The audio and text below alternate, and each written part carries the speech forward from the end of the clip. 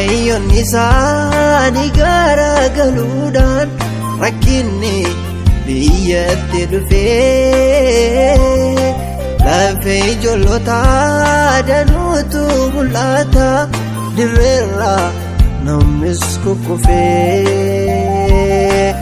akka foon madaa'ee nyaatamee dhumuufi jireenyi addunyaa keenyaa golli mana du'aa namoota hedduu guute isaanis obbolaa keenyaa dhugaan haalamee firdiin waan jalaateef rakkinni biyyatti dhufee lafee ijoollota danuutu mul'ata dirreerra namnis kukkufee akka foon madaa'ee nyaatamee dhumuufi jireenyi hawaasa keenyaa golli mana du'aa namoota hedduu guute isaanis obbolaa keenyaa.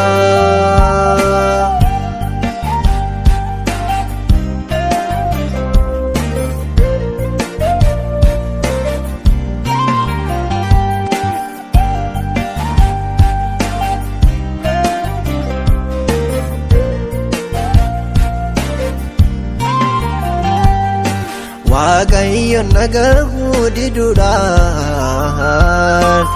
adeemsa har'aa boru wal fufee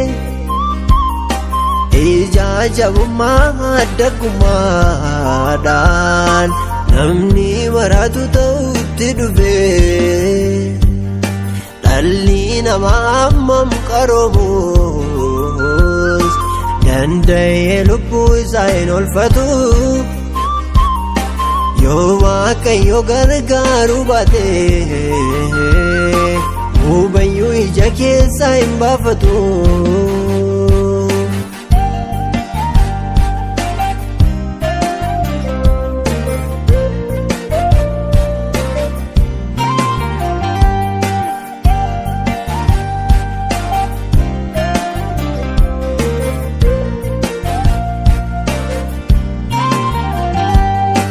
Fiigichi kaayyoo karaa tafee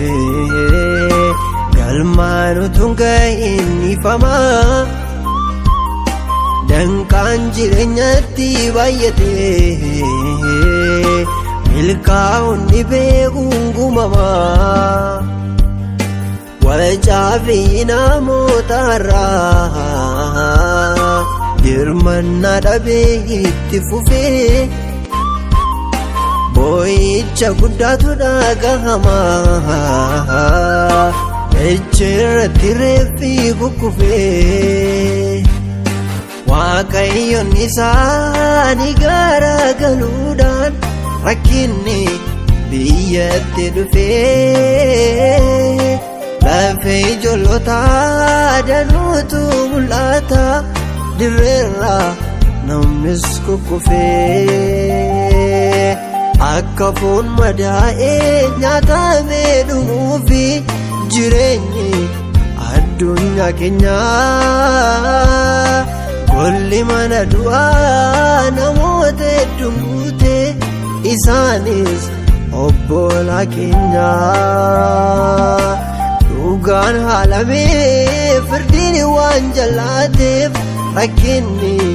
biyyatti dhufee lafee ijoollota danuutu mul'ata dirreerra namnis kukkufee akka foon madaa'ee nyaatamee dhumuufi jireenyi hawaasa keenyaa golli mana du'aa namoota hedduu guute isaanis obbolaa keenyaa.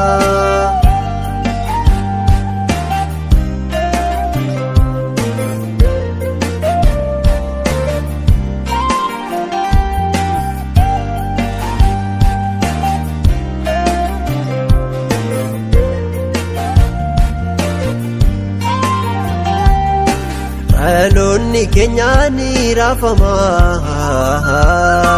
haadhoon wal abdachuu dadhabu maatii bal'aatu hiyyoomaa jira daa'imni abbaaf haadha dhabu Waaqayyo irraa garaagaluuni addunyaan iyyumatti kuftee beekaan ishee mana du'aa jiru qabeenya gaggaarii awwaaltee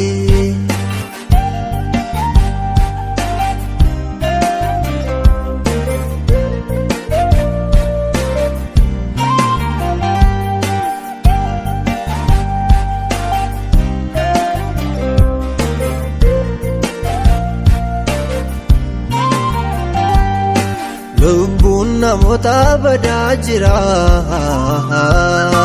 dhiigni akka bishaanii lolaa lammiitu waliif dhaabachuurraa ajjeechaaf walirratti kaaha inni balleessu addunyaa nyaate waliin ga'uuf adeemaa jira du'aa fooniif hafuura oolchuuf mul'atni Waaqayyo eenyu biraa adeebinu olaantummaa Waaqayyoof adiifnu adeebinu harka keenya ol kaafnee haa mo'amnu adeebinu cubbuun hidda dhaloota mancaasaa adeebinu araara Waaqayyootu nu fayyisa